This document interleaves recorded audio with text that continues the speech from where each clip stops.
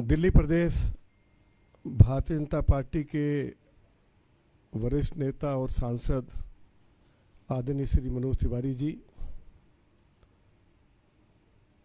दिल्ली प्रदेश Bharatiya Janata party के media प्रमुख आदरणीय श्री परवीन शंकर कपूर जी, दिल्ली प्रदेश भारतीय जनता पार्टी के कार्यालय सचिव श्री ब्रजेश राय जी, मीडिया के सभी सम्मानित साथियों, आप सभी को मेरा नमस्कार। दिल्ली में 10 अगस्त 2010 को जब दिल्ली में भी कांग्रेस की सरकार थी और केंद्र में भी कांग्रेस की सरकार थी, दिल्ली की लगभग 92 अनऑथराइज्ड कॉलोनीज में लगभग 1 दर्जन प्राचीन गांवों में ओजोन लगा दिया गया। ये 92 वो कॉलोनियां थी जिनको 24 मार्च 2008 को दिल्ली और केंद्र की सरकार ने नियमित कर दिया था, नोटिफिकेशन जारी हो गया था। जब इन अनऑथराइज्ड कॉलोनीज में रहने वाले लोगों ने और हम सभी ने इसका विरोध किया कि अनऑथराइज्ड कॉलोनीज रेगुलराइज हो गई है, इनको ओजोन में नहीं डाला जा सकता, गांवों के ऊपर ओजोन अप्लाई नहीं करता, मास्टर प्लान उसकी अनुमति नहीं देता, तब 28 सितंबर 2013 को डीडी अथॉरिटी की बैठक हुई, जिसकी अध्यक्षता दिल्ली के उस समय के उपराज्यपाल श्री जंग जी ने की। अथॉरिटी ने यह प्रस्ताव पास किया कि जिन क्षेत्रों में हमने ओजोन लगाया है, हम उसको एफ जोन में परिवर्तित कर रहे हैं। अपना फैसला वापस लिया और उसके बाद दिल्ली के लेफ्टिनेंट गवर्नर ने उस प्रस्ताव को मिनिस्ट्री ऑफ यूडी के पास भेजा। मिनिस्ट्री ऑफ यूडी ने उस प्रस्ताव को अपनी अप्रूवल दी, स्वीकृति दी, और भारत सरकार के उस समय के मंत्री श्री कमलनाथ जी ने उस फाइल पर अपने साइन किए। और उसके बाद जैसे मैंने आपको कहा कि 28 सितंबर 2013 को नोटिफिकेशन जारी हो गया, लेकिन उस नोटिफिकेशन के खिलाफ कहिए कि एक सामाजिक कार्यकर्ता एनजीटी कोर्ट के पास गए। एनजीटी कोर्ट ने 28 अक्टूबर 2013 को डीडीए के इस फैसले को, या भारत सरकार के शहरी विकास मंत्रालय के इस फैसले को स्टे कर दिया।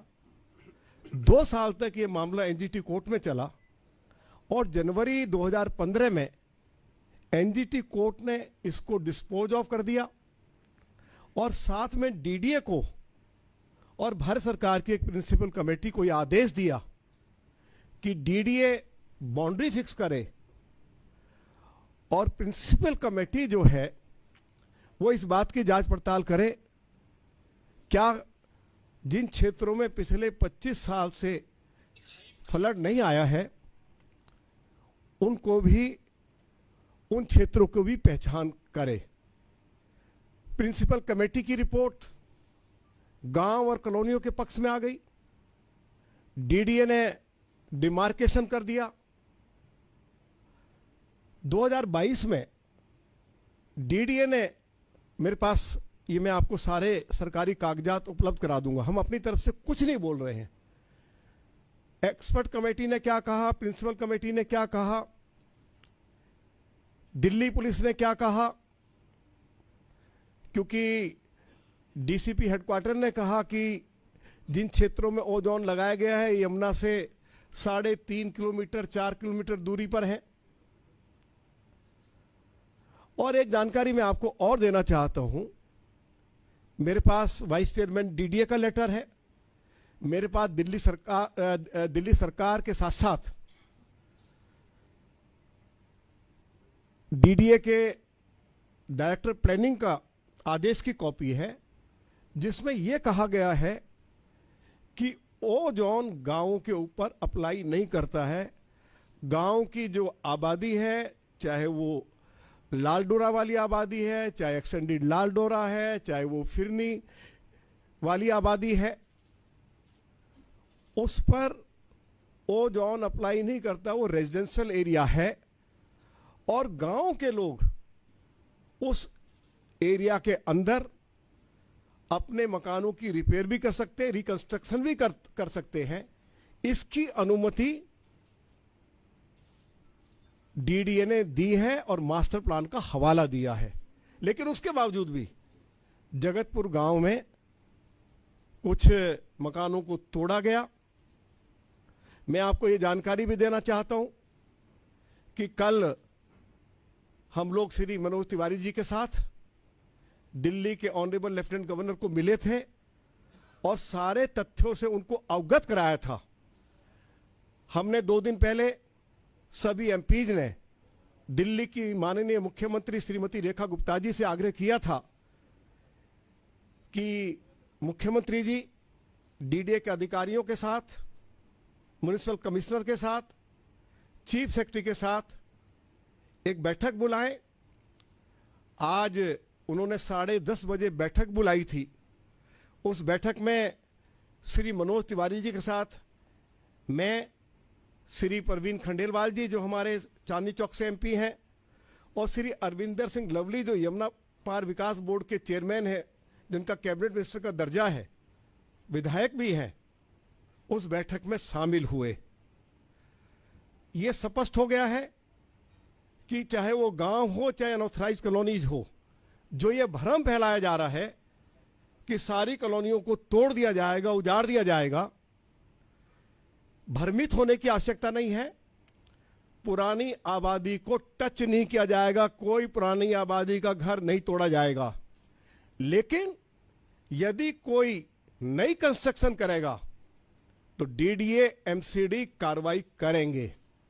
नई कंस्ट्रक्शन पे पूरी तरह से दिल्ली हाई कोर्ट ने रोक लगाई हुई है। हम ओजोन में जितनी भी जो अनऑथराइज कॉलोनीज हैं, जो गांव हैं, हम सभी से आग्रह करते हैं, कृपया जब तक अंतिम फैसला आता है तो नई कंस्ट्रक्शन ना करें।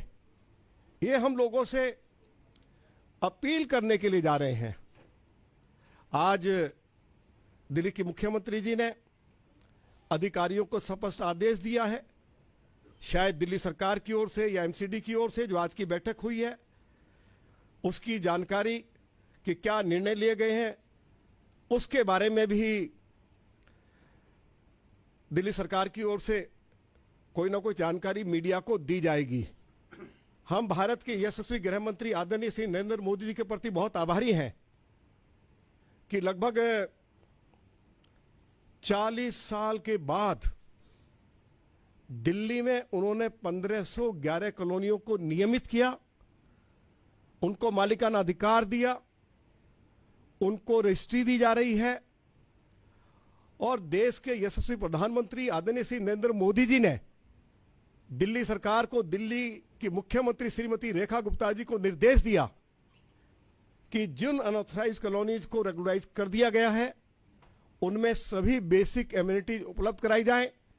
मुझे इस बात की खुशी है, कल सोनिया विहार में दिल्ली की मुख्यमंत्री श्रीमती रेखा गुप्ता जी ने 150 करोड़ रुपया उनकी सरकार सीवर लाइन डालने पर खर्च कर रही है। श्रीमती रेखा गुप्ता जी की सरकार ने दिल्ली की अनऑथराइज कॉलोनीज में सभी तरह की बेसिक एमिनिटीज देने के लिए लगभग 2000 करोड़ रुपया उपलब्ध कराए हैं। सभी अनऑथराइज कॉलोनीज में विकास के कार्य तेजी से शुरू किए गए हैं।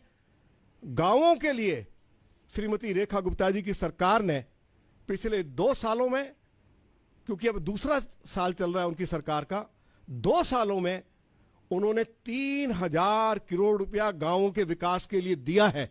इतनी बड़ी धनराशि कभी भी आजादी के बाद किसी सरकार ने गांवों के विकास के लिए नहीं दी। हम दिल्ली की मुख्यमंत्री श्रीमती रेखा गुप्ता जी के प्रति बहुत आभार व्यक्त करना चाहते हैं और सभी अपने उन लोगों को जिनकी कॉलोनियां ओ जोन में हैं, जिनके गांव ओ जोन में स्थित हैं, उनको भयभीत होने की जरूरत नहीं है, उनको भ्रमित होने की जरूरत नहीं है।